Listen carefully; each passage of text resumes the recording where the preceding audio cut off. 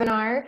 Before we get started, I'd like to do just a quick audio check here. If you can hear me, can you just confirm that and just chat into the box there, just confirming that yes, you can hear. And if you've got the visual up, if you can see the slide, you can also let us know that.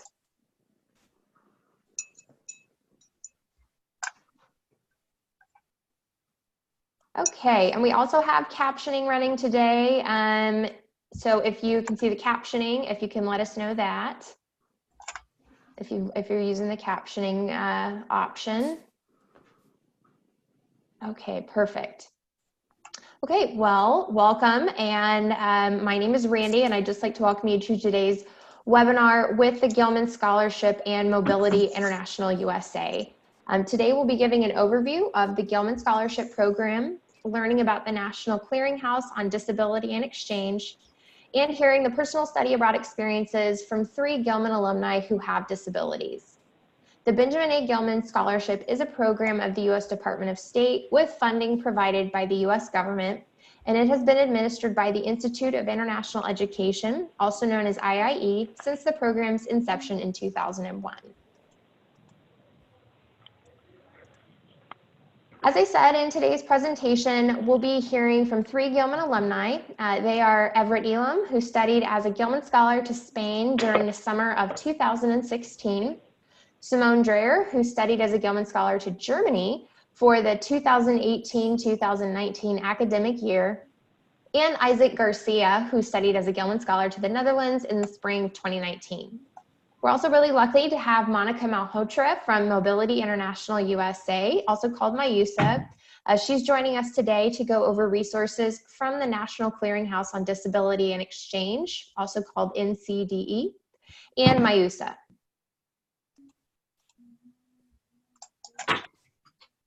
Today's presentation will run as follows. Before we hear from our presenters, I'll be sharing some information on the Gilman Scholarship Program. If you have any questions during the webinar, please just type them into the question box. Then after I give the Gilman information, Monica will be giving an overview of the National Clearinghouse on Disability and Exchange. After that, we'll hear from our alumni presenters, first Everett, then Simone, and finally Isaac. And after that, Monica will go over the available resources through NCDE. And then finally at the end, we're going to open up for question and answer. So you'll have the opportunity to ask our alumni panelists, Monica and myself, any questions that you may have.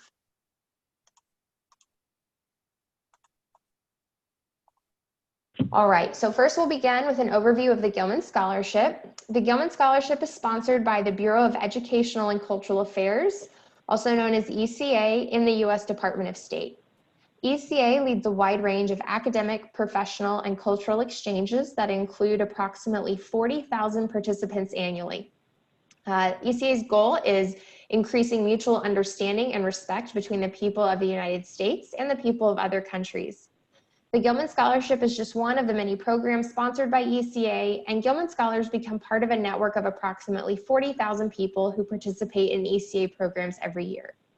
The Gilman Scholarship is a program within the Bureau's Office of U.S. Study Abroad, and the U.S. Study Abroad Office is committed to shaping and sustaining a more peaceful, prosperous, and just world by increasing and diversifying participation in study abroad.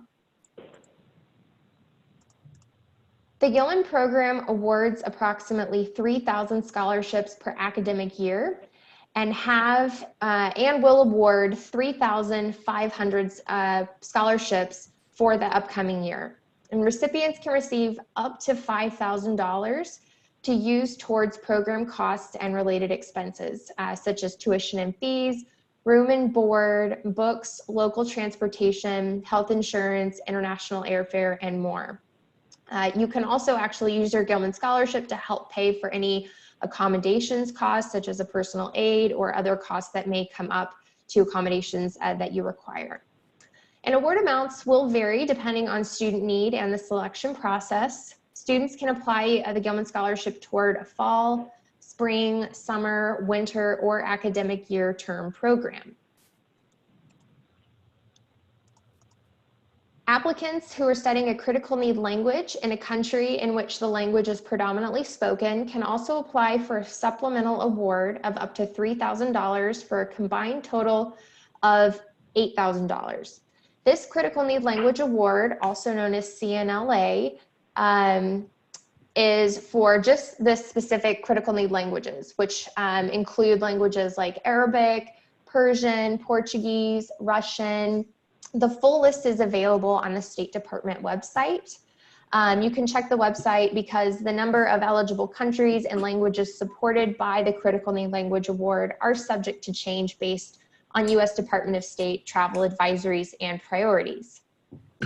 So in addition to receiving additional funds for language study, students who win the Critical Need Language Award and complete their Gilman Scholarship requirements are offered the opportunity to take the ACTFL oral proficiency interview, and that test and the results help serve as an evaluation measure of the award, and they're also a credential that you can have of your language ability. To be eligible for a Gilman Scholarship, applicants must be a citizen of the United States, an undergraduate student in good standing at an accredited institution of higher education in the United States, both 2- and 4-year institutions. Applicants must be receiving a federal Pell Grant during the time of application and provide proof that they're receiving a Pell Grant during the term of their study abroad program or internship. In the process of applying to or already accepted for a study abroad or internship program, applying for a credit-bearing study abroad program in a country with an overall travel advisory of level 1 or 2, and you can look up travel advisory levels on the U.S. Department of State website. And also time length for programs that are eligible. If you attend a 2-year institution, as long as your program is a minimum of 14 days and in an eligible country that has a travel advisory of 1 or 2, that's eligible. If you attend a 4-year institution, the minimum length of time for your program is 21 days. There's also another scholarship under the umbrella of the Gilman Scholarship called the Gilman-McCain Scholarship. The U.S. Department of State's Gilman-McCain Scholarship provides awards of $5,000 for child dependents of active duty service members to study or intern abroad on credit-bearing programs. Developed under the framework of the State Department's Benjamin A. Gilman International Scholarship Program, the John McCain International Scholarship for the Children of Military Families is open to eligible students enrolled at accredited U.S. colleges and universities who receive any type of Title IV federal financial aid. To apply, you'll use the same Gilman application system, and there will be a question that will ask you if you are a child dependent of active duty service members. If you are, please check it, and you will eventually be required to submit proof of documentation. The entire application process for Gilman is online, and it has 2 steps. The first step is an online application that asks for your study abroad or internship abroad program details. There are 2 essays that you have to write, and you also have to provide your undergraduate transcript. The Gilman program does require transcripts for your current institution, and if you transferred from any previous institutions, you'll also need those transcripts as well. The application also requires applicants select a study abroad advisor and a financial aid advisor in your application. Step 2 is once the student has submitted the application, your application must be certified by both a study abroad and financial aid advisor. And the deadline that the advisor has to certify is a week later than the student's deadline.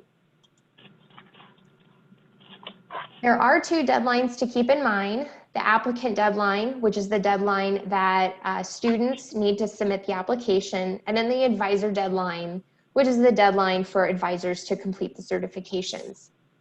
The next application will open in mid-January 2020, and the deadline is the first Tuesday in March, and that is for programs that begin anytime between May 2020 and April 2021. You can go to gilmanscholarship.org for more information on the requirements on applying and the deadline. And the essay prompts are actually already posted on the website. They're up there year-round, so you can already take a look and start planning your essays in advance before the application even opens.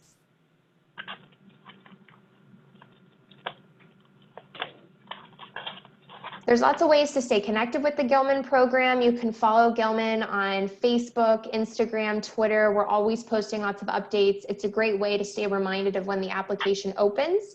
We also have videos on YouTube of past scholars who have gone abroad and served as video bloggers. So if you're interested in what life abroad might be like, you can go there and watch or listen to those videos. We also have the Gilman Global Experience blog, where it's written blog posts from lots of different Gilman scholars who've studied in countries all over the world. Some other resources available to you as you search for study or internship abroad scholarships include the Critical Language Scholarship Program, the Fulbright U.S. Student Program, and also the Bourne Scholarships and Fellowships. These are other U.S. government-funded international education opportunities. You can find these under the Resources tab at GilmanScholarship.org, or also go to studyabroad.state.gov for more information on these other U.S. government programs.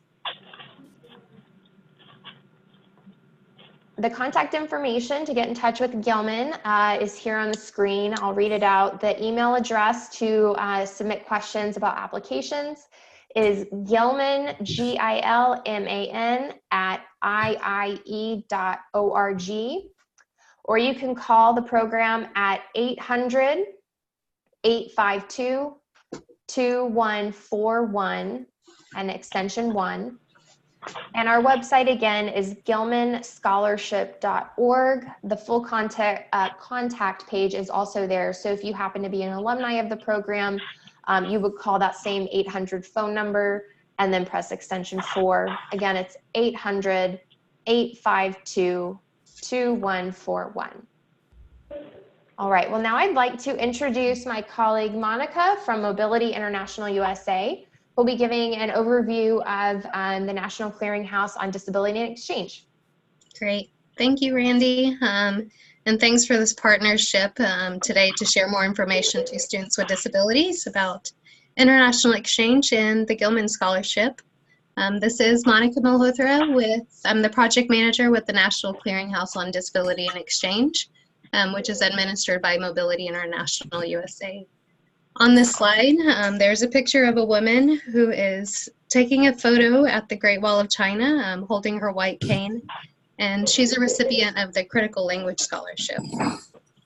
And my goal today is to really share the message that people with disabilities participates in all types of international exchange programs, from volunteering, research, study abroad, all types of programs. There's a world of possibilities if you want it, and there are so many resources out there to support you to make it happen, and that's what I really want to share with you today. You can go to the next slide. And so in line with that message, I want to share more about what our work is with the NCDE. The NCDE is administered by Mobility International USA and is sponsored also by the U.S. Department of State's Bureau of Educational and Cultural Affairs. We're a pretty unique project with the full focus of increasing participation of people with disabilities participating in international exchange, both Americans with disabilities as well as international students with disabilities interested in studying in the United States. We're a free resource to multiple audiences on the topic of disability inclusion and international exchange. Go to the next slide.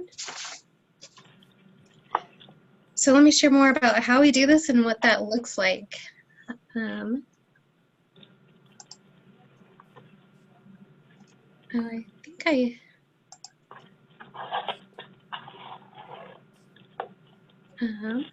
is the slide still? Oh, there it is. So the services that we provide by the clearinghouse is twofold. The first part is that we focus on producing resources and supporting individuals with disabilities and planning for an inclusive program. This could be locating funding, arranging reasonable accommodations, providing country and disability-specific information. And the second part is sharing strategies for planning an inclusive exchange to organizations, study abroad offices, schools that actually administer the program, and then also share information with disability service professionals that provide on-campus reasonable accommodations, but also working with them as they collaborate with study abroad offices to make those accommodations abroad. Those are our primary audiences, but again, there's no limit to the audience that we serve. We do this by offering free advising and referral service. We provide really in-depth research into people's inquiries. We get questions of, maybe someone's going to London and has questions about accessibility, public transportation, housing options. So we try to do more research on what exactly that information is, or finding equipment repair information abroad. So we'll do a lot of that more in-depth research. Also, we have a number of online resources. We have over 500 online resources, including tip sheets, stories from alumni who've participated in all types of programs, and practices, good practices from professionals who've supported people with disabilities going abroad. We don't run our own exchange programs or offer financial aid, but we do collect a lot of information for scholarship opportunities for both Americans with disabilities as well as international participants with disabilities, and share that directly on our website. There's the next slide. I'm going to just mute. I think there's some disturbance, so I'm just going to mute some of the sounds.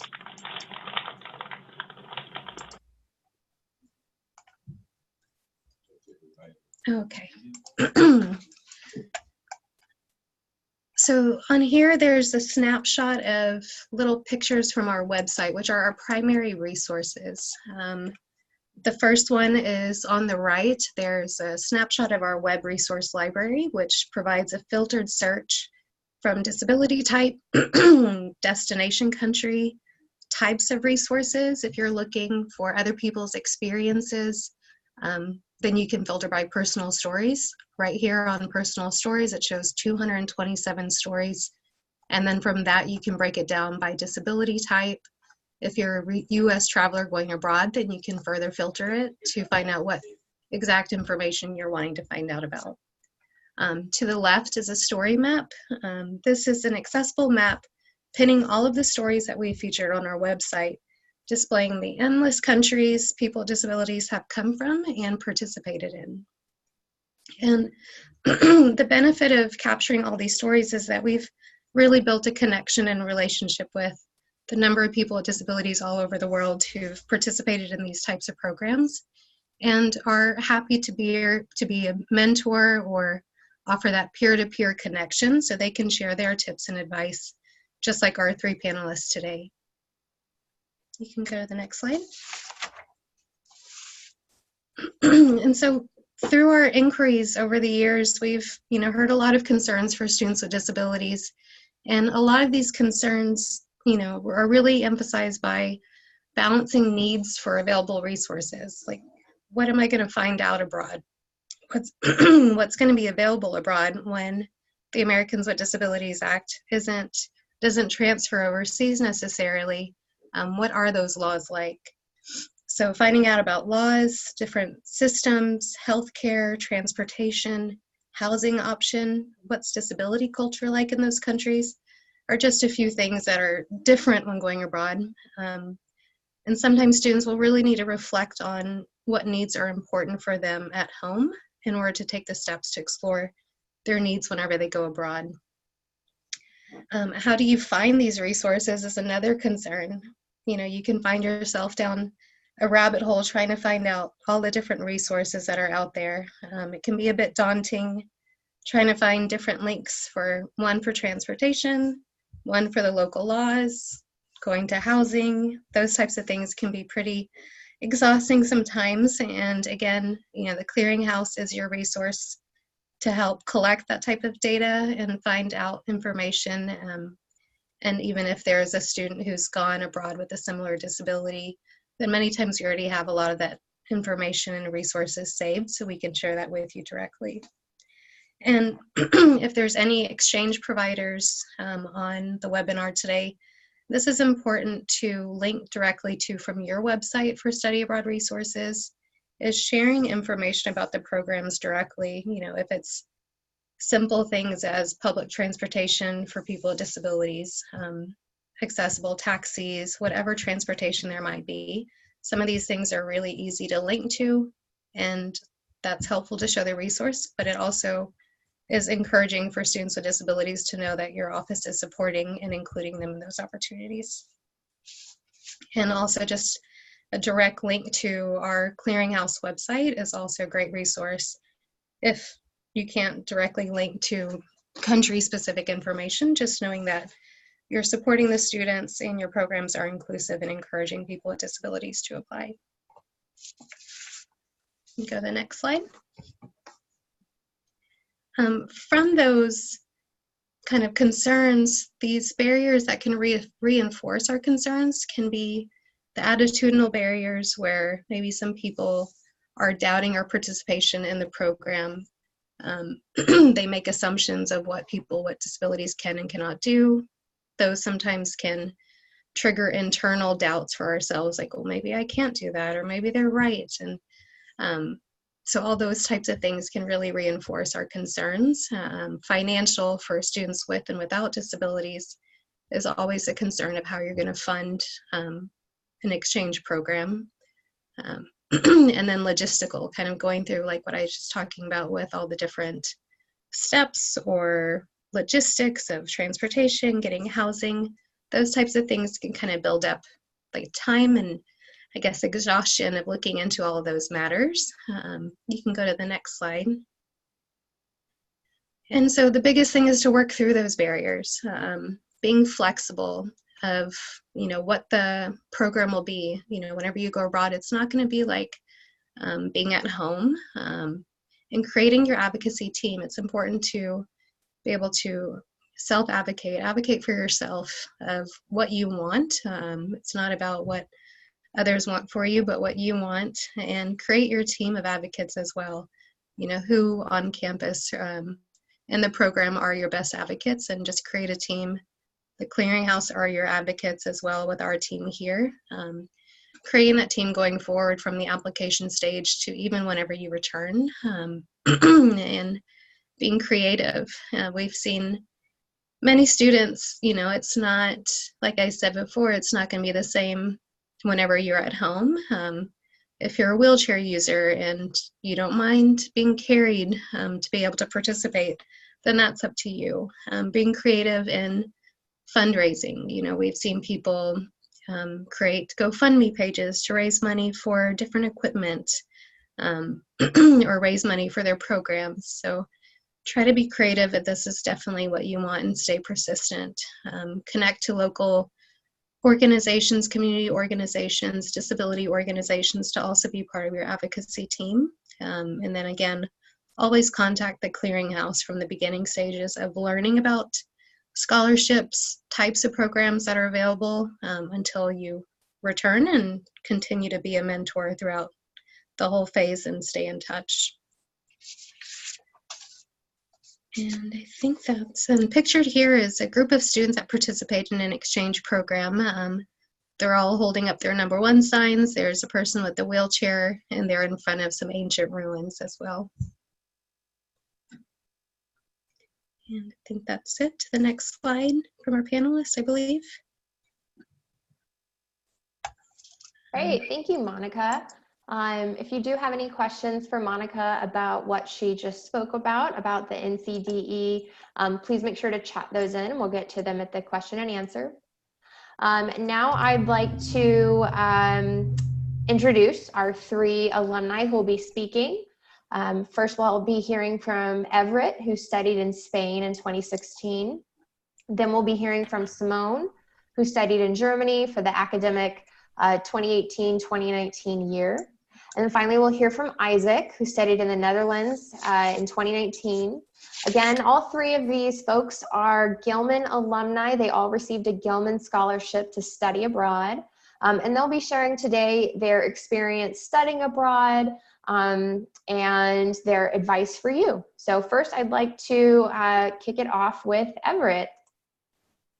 Okay. Hi, I'm Everett, Everett Elam. I studied in Spain, in Salamanca in 2016.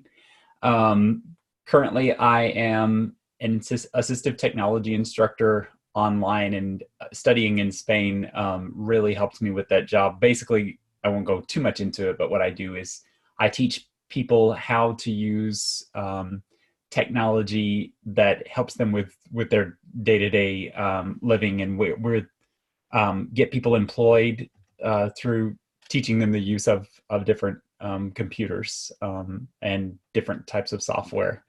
And studying in Spain really helped me to kind of get into people's heads, because whenever you go to another country, it pretty literally is like you're an alien on another planet. And whenever you lose your vision midlife, it becomes that way as well. So I studied in the summer language program, which was through my university. That was the University of Arkansas Little Rock. The strategies we used to cope, or not to cope, but to get started, was we contacted the University of Salamanca 6 to 8 months, which retrospectively is not a whole lot of time, but we made contact and we said, hi, I'm blind and here I come, and please be ready for me. And that, as we were talking before the presentation from Simone, she said that definitely was not done in her program, and it was tried in mine, but it was pretty much when I got there, it wasn't taken care of. So the Americans with Disabilities Act was not present. Pretty much what I had was the software that I brought to the country, and the technology that I brought, which was I use a computer just like anyone else, but it talks to me. It reads the screen. I also had a Braille display, which is a smaller computer, but it has Braille dots on it, and the dots pop up and down. And especially whenever you're reading in another language, you can't have your reader read it all to you. You've got to do reading assignments in front of the class. So I use the Braille display. And when you take a Braille display through an airport, it sort of it makes it look like something off of the X-Files. It looks very like radioactive on their X-ray thing. There's all these black dots and this black phase out. So we got quite a few questions, but that was interesting. The first slide I see is like, if we're still on that, it says, what did you learn to do? I guess whenever you explain that you're totally blind, but you require the same help and attention as everybody else, but not on a printed piece of paper, you require it electronically, and then you tell about all your other needs. When you do that in another language, you're pretty much equipped to do it anywhere. You can do it in English, and you can do it in Spanish. And that was one of the hardest things, was pretty much my Spanish up through Spain consisted of Spanish 1, Spanish 2, some grammar. But once we got to Spain, we had to look out for ourselves and look out for each other. And so you do a lot of cobbling together of the language, and probably a lot of butchering. As far as the activities, that's the next bullet point on the slide. I went to the Prado, which was an art museum, and it was really neat because we looked at this website, abroadwithdisabilities.org, and they had mentioned the Prado as a place where you could get it was kind of like a cell phone that you could take around to the art exhibits, and the exhibits had numbers above them. And what you would do is you would punch this number into the cell phone, and this British person would read into your ear about the Mona Lisa, or about the different art exhibit that you were looking at. We also went and looked at these like 16th century pieces of armor and stuff. It was really cool. I don't know if everybody knows the craziness that people get up to whenever American football happens, but if you go to Spain, you can see that same craziness with the running of the bulls. It was the summertime. It was around July when we were there. And during breakfast, we lived with a host family, and the Spanish grandma would get up and she would fix us these coffee and bread and cookie meals. You eat a lot of bread overseas, but you also walk a lot, so that's good. But we would get up and she would be watching these people down at the plazas, basically running from bulls, and she was saying, "Ay mio," I can't remember what all she would say, but she was just so into it. But then she would turn around and do our laundry. So it was very, very interesting what the Spanish people were captivated by. The service learning slide is what I'm on now, Randy, in case that helps. The slide. Service learning and community engagement is incredibly important, and I'd say that's one of the big things I learned, is that a community is only as good as the sum of its parts. And I wanted to give something really special to Gilman. What I saw on their website as far as service learning up to that point was little newspaper posts, or someone would get up in front of a class. In fact, that's how I learned about Gilman, was someone came into our Spanish class and talked about their experience. But I didn't see anything that was geared towards someone who was specifically totally blind and who took in the world the way I do, which is primarily through sound. And so I've always been a fan of like the Orson Welles radio dramas and the Star Wars radio dramas. So I did a sort of an NPR style old school radio play, not a play, like a documentary. And I took the word podcast and made it into a broadcast, and it's on YouTube, and I think we're about to hear some of it, but it's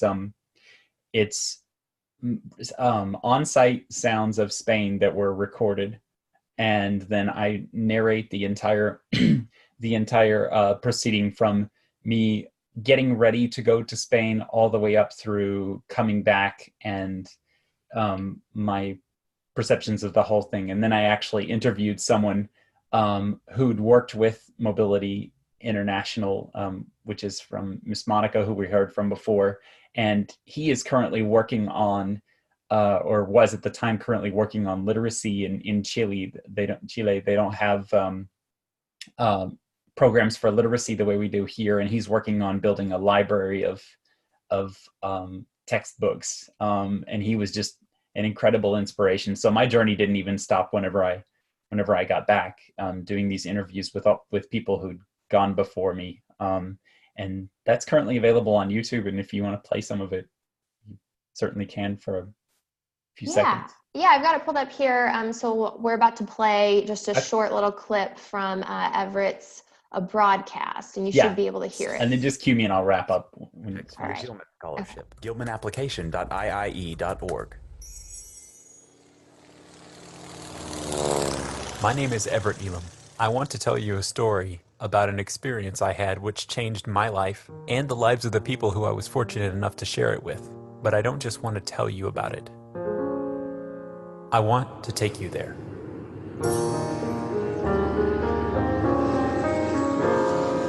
It's a great personal experience. It's eye-opening. You learn so much more in a single semester studying abroad than you probably do in the rest of your time at university combined. I think that when you choose to go to a foreign country, you can't take no for an answer. You learn how to fight, and we're not talking arguments and things like that. Oops. All right. Yeah, so Okay, yeah, there those you are go. those are little clips from the interviews. You may have heard the clock tower if you were listening on a headset, and that was actually from the cathedral, one of the cathedrals that we visited in Spain. And let's see, the last. How much time do I have? You have a couple more minutes. I was just going to let you know what slide you're on right now. I've got the picture up of you and your girlfriend and another person playing violin on the street. Perfect. That's actually, that's a good place to kind of start to wrap up. So I studied violin, classical violin in college, and I met a fiddle player at an open mic, and we decided that we liked each other after we'd kind of played together for a little while, and then we started dating. And she was on a scholarship which sent her to Spain, so I naturally decided that I needed a scholarship that sent me to Spain. So one of the things we did when we weren't stressing and going crazy and trying to get all the homework done that our teachers gave us was we would go down to the plazas and the cathedrals, and we would play for change. We would play at ice cream shops and different places, and there were no laws against it, none that we would find out anyway. And our very last week, we went to a camp in the north of Spain, in Burgos, which was called Crisol de Cuerda. It was led by a Scottish fiddler named Alistair Fraser, and he's done things in like The Last of the Mohicans. He's super, super famous. But the course, the camp was a week-long camp. It was on a farm, gorgeous scenery. Not that I knew that, but I was told it. And so they would teach all this music by ear, which is pretty much how I learned music anyway. It taught in many different languages, French and Spanish and English. And that picture that you're seeing right now is a fiddler that plays the kind of music that she plays and that I now play. And she'd been listening to this girl since she was like 8 or 9, and I was a big fan of her too. And that's us playing under an arch, I guess, or under a cathedral. And we almost never had to pay for our lunch. We did pretty well, not to boast, but we did really well with, busking for change. And that camp experience, just feeling so at home and realizing how all these different musics could come together, fiddle music from Arkansas and Scottish music and Spanish music, just that really brought home to me how much music, which is what I went to college to study, is really a universal language. I'll finish.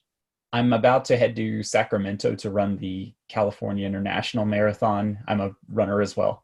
And I would never, ever, ever consider doing that without Gilman and without what the scholarship did for me and for many others. It is an experience that is not replaceable by sitting in a college classroom, reading books and going and partying with your friends. That's its own experience. But if you're listening to this, please at least give Gilman a try, and I would be happy to answer your questions. I'm sure there'll be some show notes, and you can put my email in there. Yeah, thank you, Everett. Thank you. Yeah, for our panelists, if you're open to it, we're happy to share your contact information with attendees today. Great. Well, thank you so much, Everett. I'm a huge fan of your broadcast and played it at a workshop for advisors a couple of years ago. So thank you for sharing that with us and sharing your story today about your experience in Spain.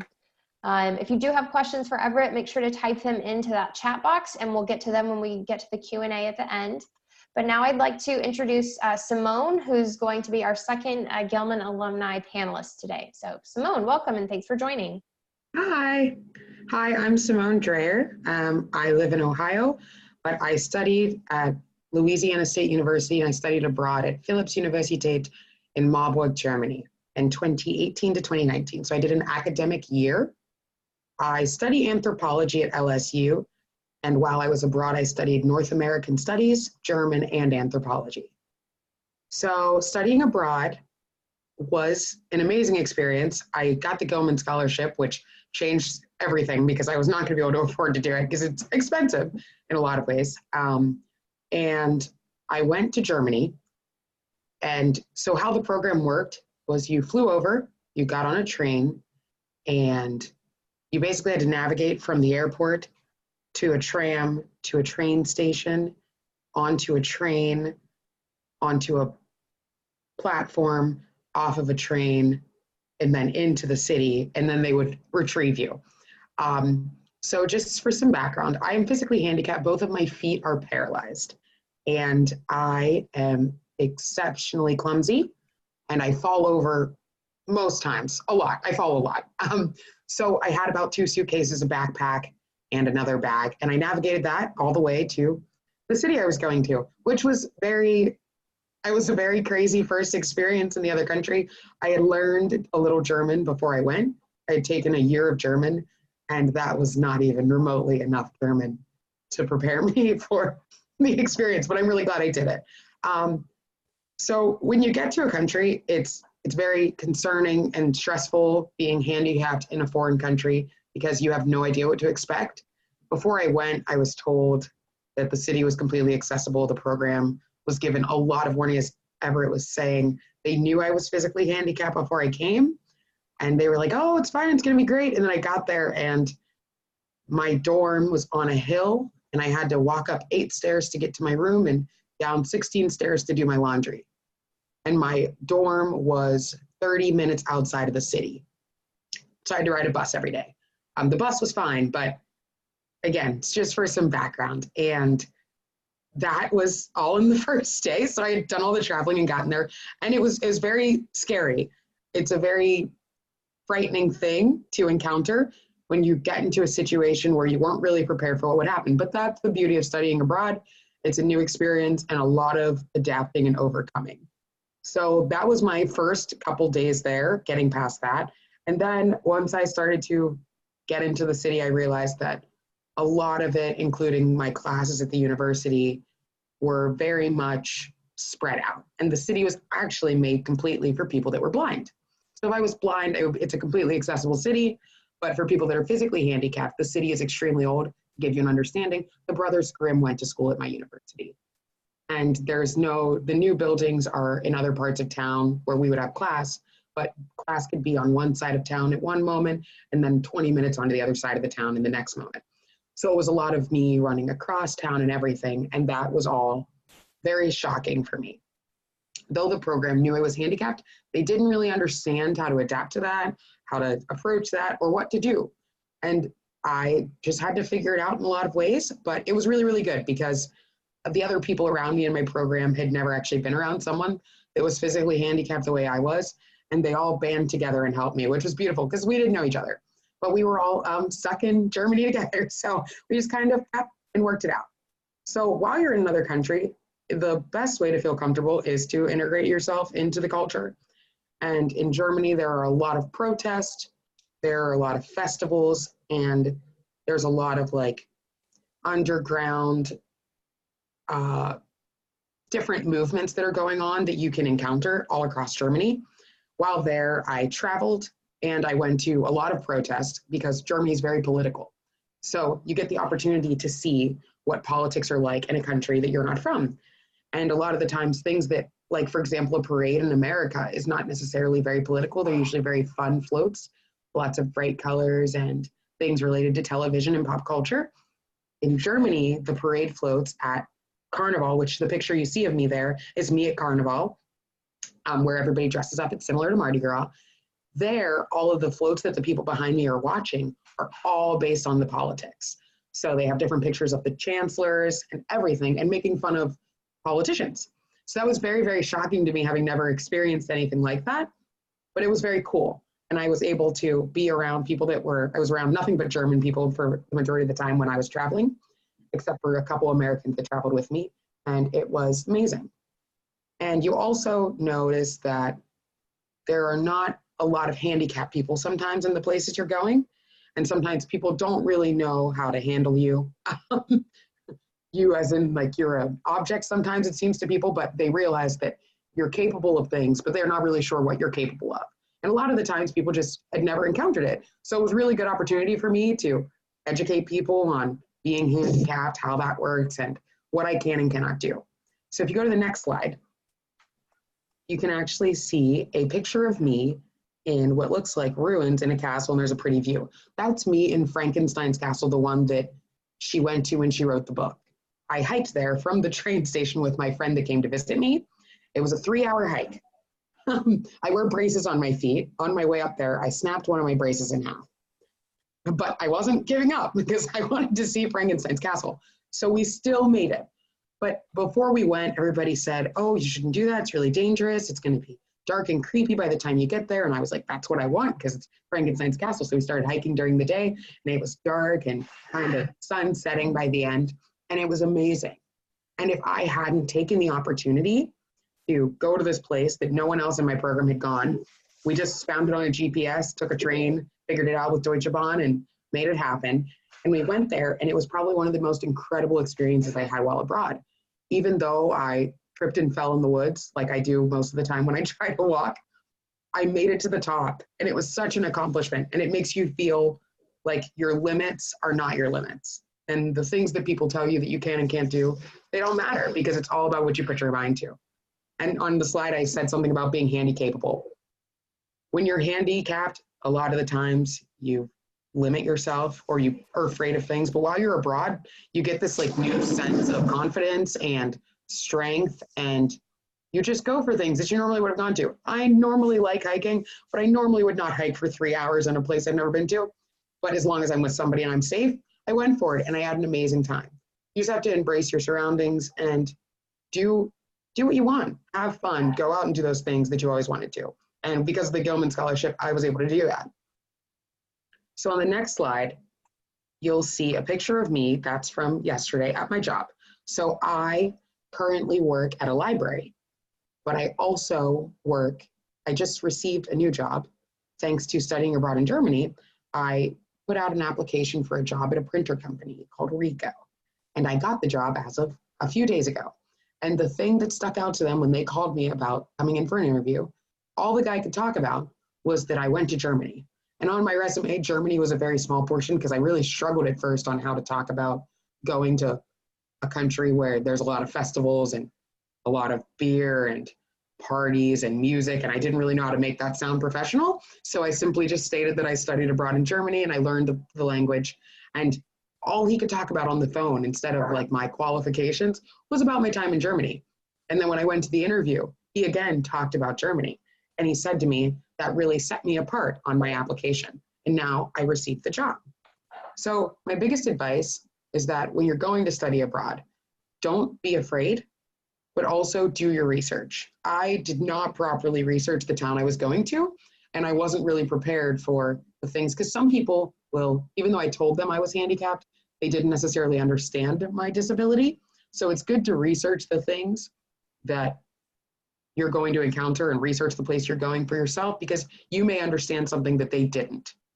And when you get there, if something goes crazy and you get scared and you don't know what to do, all you have to do is breathe and relax and get through it. There's a way to make almost any situation work. And I did it for a year, and I ended up, by the end of that year, I didn't really want to leave. And I made that city my own, and I figured out how to navigate it in a way that was safe for me, as well as enjoyable for everyone else I was around. Hey, thank you, Simone, for all that great advice and those fun stories from your time in Germany. Really enjoyed hearing about that. If you have questions for Simone and her experience in Germany, make sure to type those in and we'll get to them at the Q&A at the end. And now we're going to move on to our third panelist, Isaac Garcia, who studied in the Netherlands actually earlier this year in the spring. So Isaac, you're on and welcome. Thank you so much. Hold on, let me undo this video. Hold on one second. I'm trying to get the video to show, but it's not showing.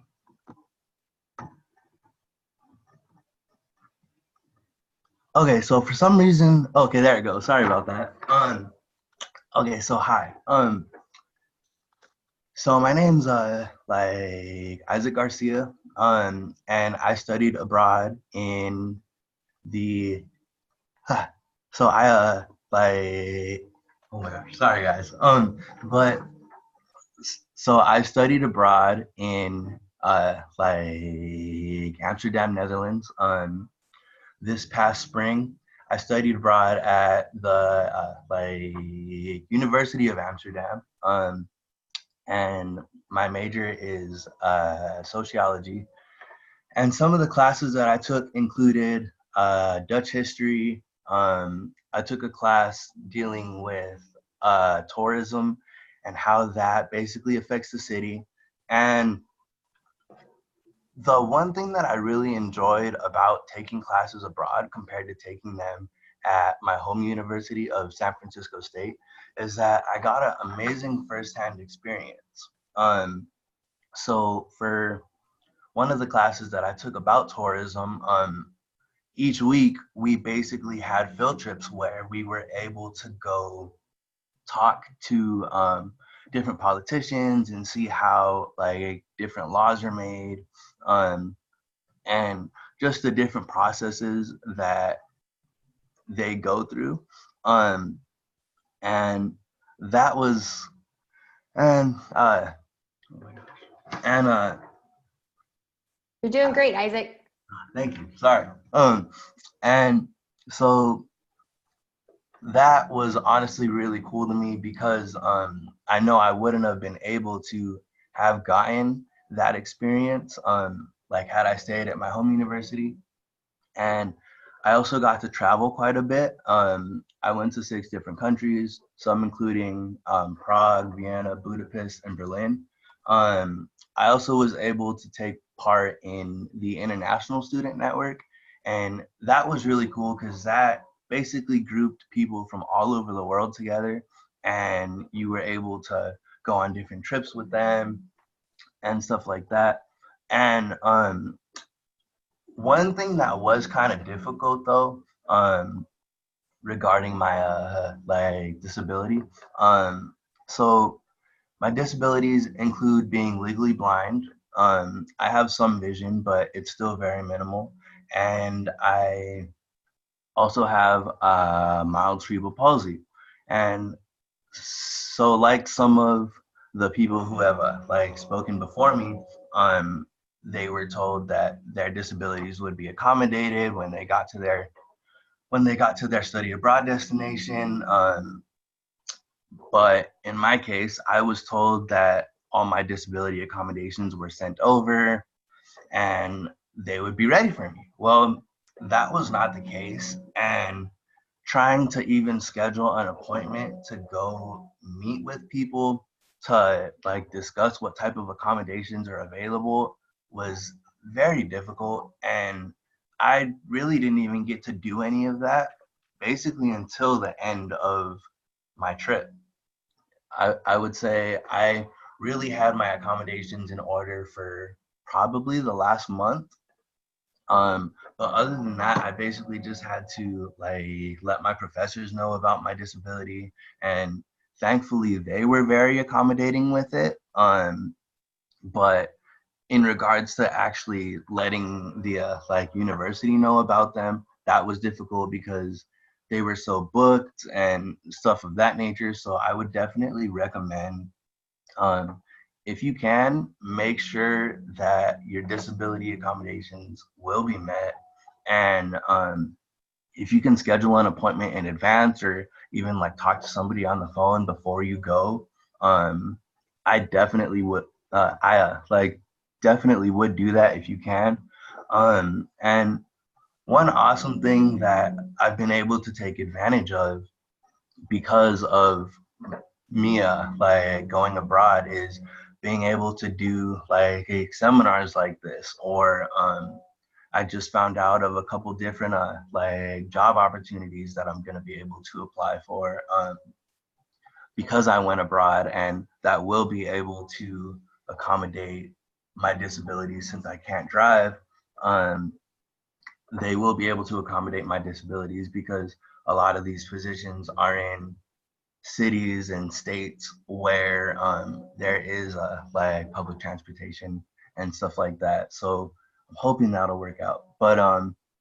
Um, but yeah, so that's kind of just like an overview of but yeah, so like that's kind of just like a like overview of the basics of my study abroad trip. So next slide. So study abroad experience and advice. One thing I would say is definitely do not doubt yourself or your abilities. Being abroad in a different country and not knowing much can be very daunting. Like one experience that I had in the beginning of my trip, me and some friends had went out to this one event, and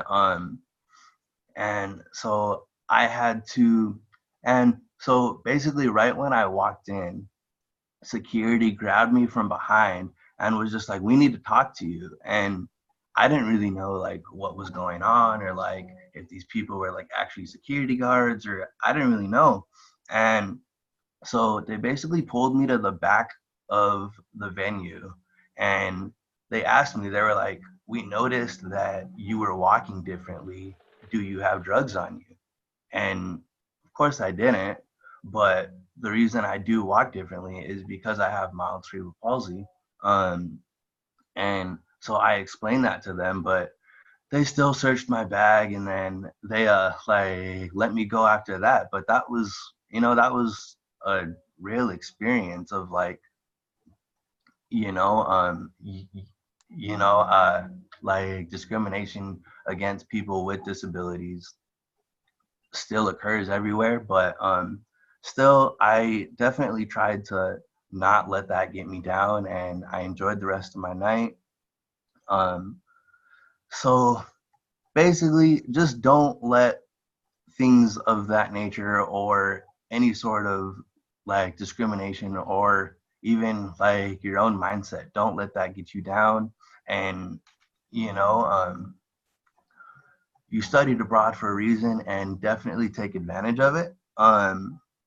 Also, if you get the chance, I would say definitely travel, and also be open to new experiences, and be open to like adapting to the culture, because in the beginning I kind of wasn't sure, because I was so used to like living in the like US my whole life. So um but once I definitely did start like adapting to the culture, and like meeting more Dutch people, I felt very like included in the like country of the Netherlands. So that was definitely awesome. So I would say definitely take advantages of new experiences that you can have, and don't be afraid to do what you want. And again, you will have some good and bad experiences, but you know, while you're like going through it, it'll definitely be a like learning experience, and it'll definitely help you grow. Um, and that picture right there is from my weekend trip to Berlin. Next slide, please.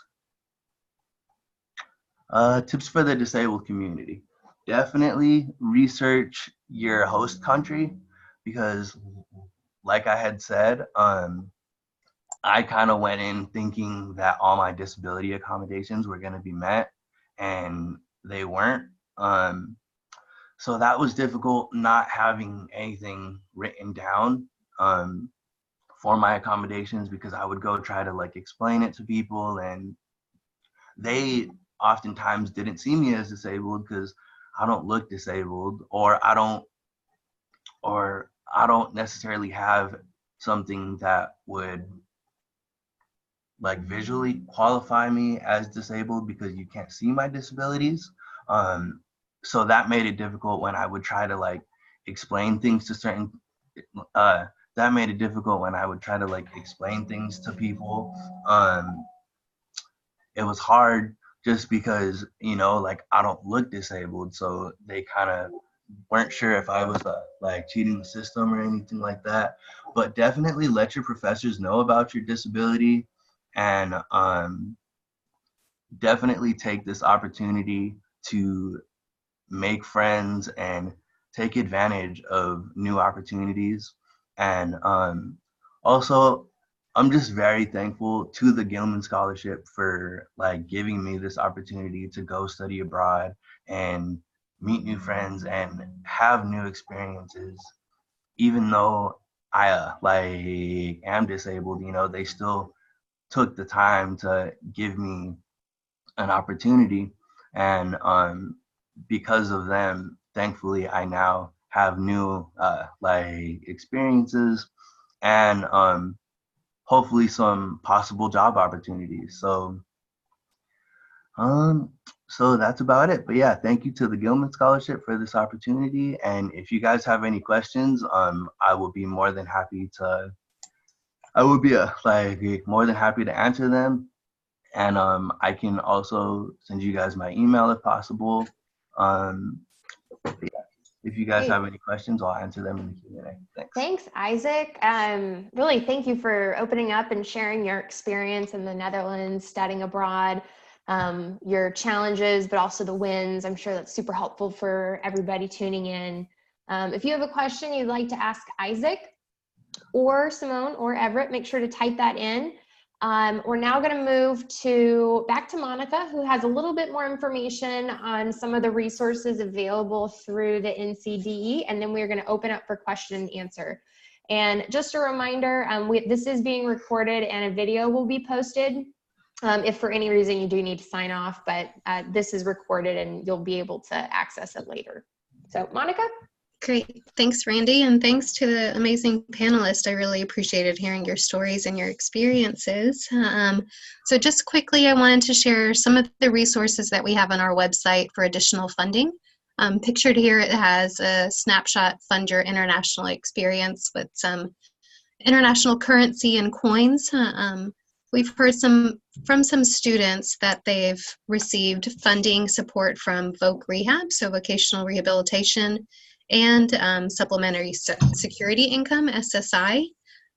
Since these are connected to educational or career objectives, then you can always connect and find ways to talk to your VOC Rehab counselor about how study abroad is going to impact your career. And just like Simone stated, that study abroad really does impact and influence careers, your resume, skill building. So it's really good to take that into consideration when looking for additional funding. There's other institutional grants, so talk to your programs, your universities. Sometimes they have diversity scholarships, so disability is diversity. So if you hear about any diversity scholarships at your campus, funding, any types of those things, and you want to contact those offices to find out more. Look at your community resources, Lions Club, Rotary. Start building those relationships, and many times they also offer scholarships. We've also seen cost sharing, negotiating with your programs with different disability organizations to see how disability organizations, your study abroad office, can cost share for maybe additional funding for equipment, for instance. We had a student who needed a scooter while abroad, and so she was able to connect with different resources through fundraising and the program to see how they can negotiate and cost share those costs. And yeah, mentioning disability organizations. And on our website, so on this snapshot of this image, there's a table of contents. So that also lists 10 scholarships to fund your travels abroad. First one on there is the Gilman. How to fundraise tips, talking to your VOC Rehab counselor about those funding opportunities, and sign language interpreters. Some students might need personal assistance abroad, so there's a lot of resources that you can look into when it comes to funding. Okay, and go to the next slide. And so just to wrap up, I wanted to encourage everybody to stay engaged. There's a number of ways to stay engaged with us. We have a free advising service that I mentioned, so contact our office stay in touch by phone, email, peer connections, so we can share your stories. For the alumni who've presented today, we want to stay engaged for people who've already done it, to capture your stories and tips so we can share with future applicants. And then anybody who's listening right now who's thinking about going abroad, stay in touch. You've heard some great tips from the panelists, and let us know how we can help prepare from those beginning points of applying and preparing. Again, utilize our website with over 500 resources. Sign up for our e-news. On our e-news, we post scholarships that come up with those deadlines coming up, and jobs.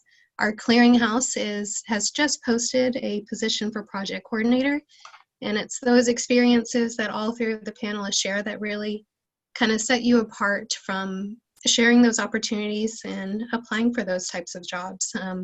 We do want to see more people with disabilities in the international education field, and have those leadership opportunities in the field of international education to change the resources and advocacy for organizations to focus that people with disabilities are participating and will continue to participate in these programs. We have a lot of new publications, webinars, social media. We're very active on Facebook, Twitter, Instagram. We have a YouTube channel. We have 4 seasons of a podcast. And Everett, I'd love for you to hear our #BlindAbroad podcast, where I think you were talking about Nick, possibly. You mentioned about a person in Chile, and sounds of traffic in Japan, a woman in a choir group in Spain. So it's beautiful sounds, and I'm really looking forward to listening to your broadcast as well. But we've got many podcast seasons, webinars, videos, and all our publications are in accessible formats as well. So please look into those resources and sign up for our e-news. And the final slide,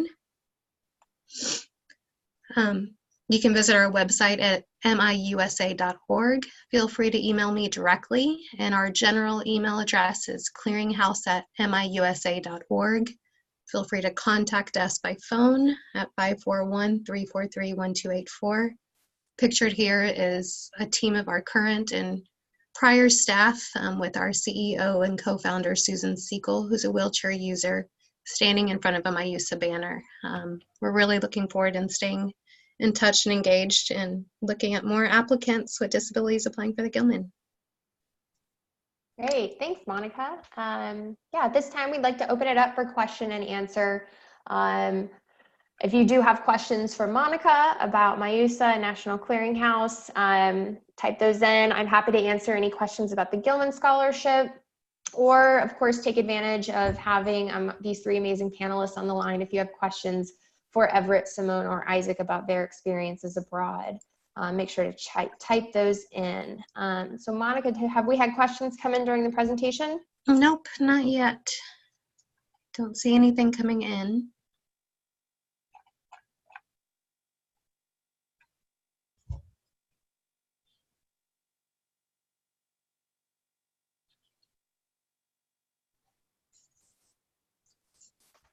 Maybe we can just wait another minute and to see if anything comes in.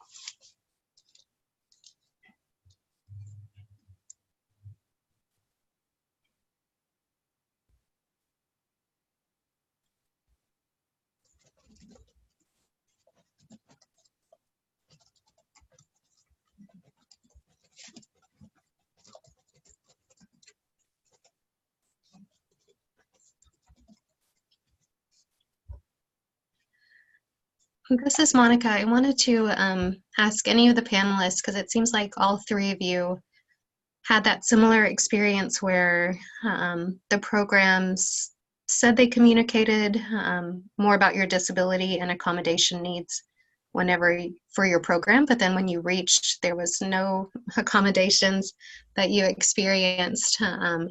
So what do you think from any of you could have changed that?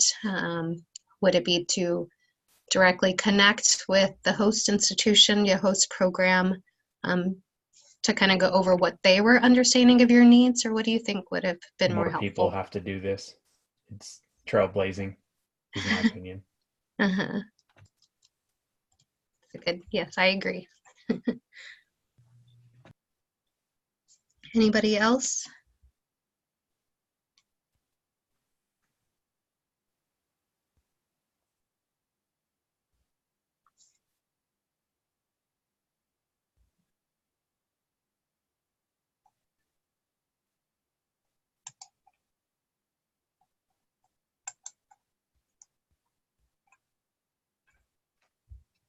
And another question that's come through for the three of you, or anybody, what resources do you think were best for you to determine in determining a program abroad that worked for you? What did you go through in terms of finding the program, and what were those resources that were helpful?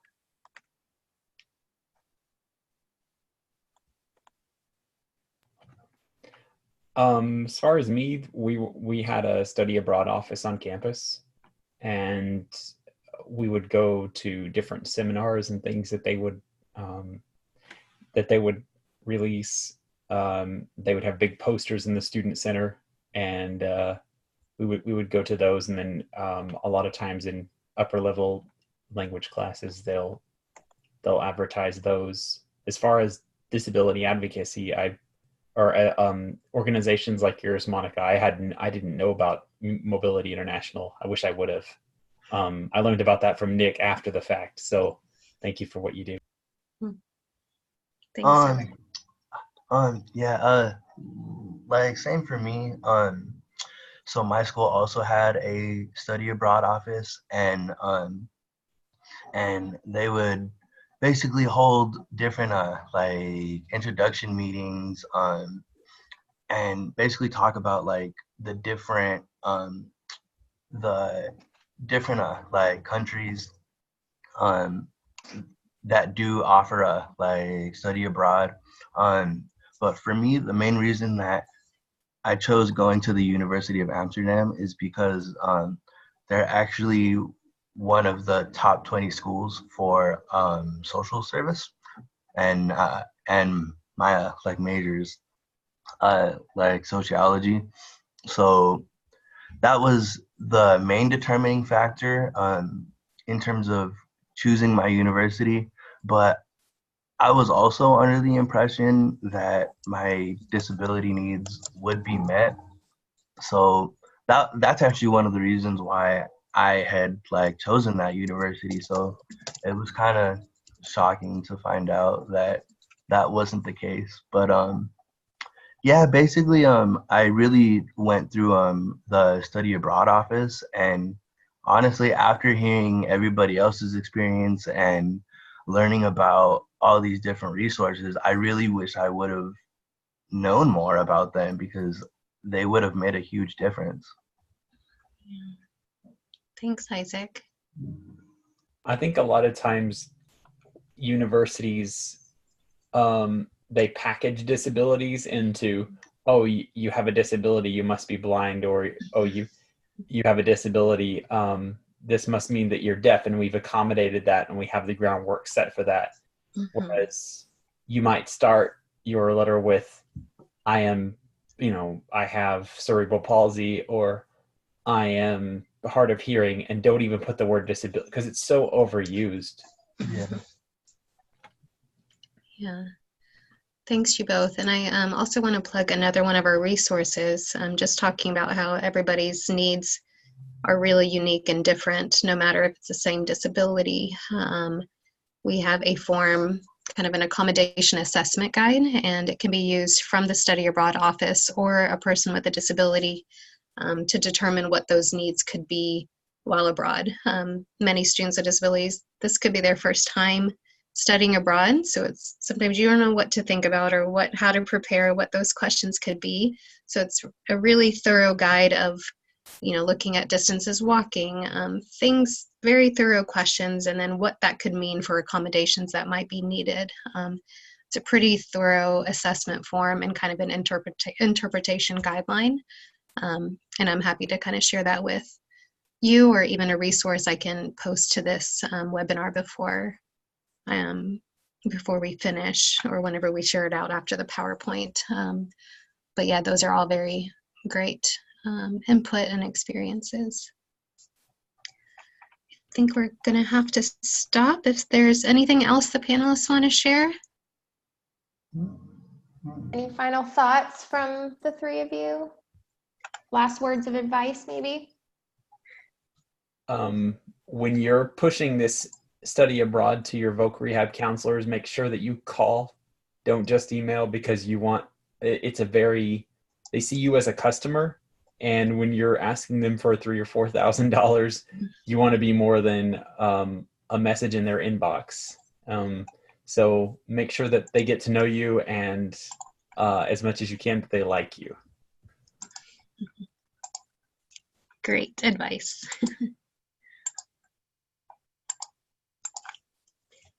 And I'm just sharing that link for the assessment forms in the chat box for anybody to look at.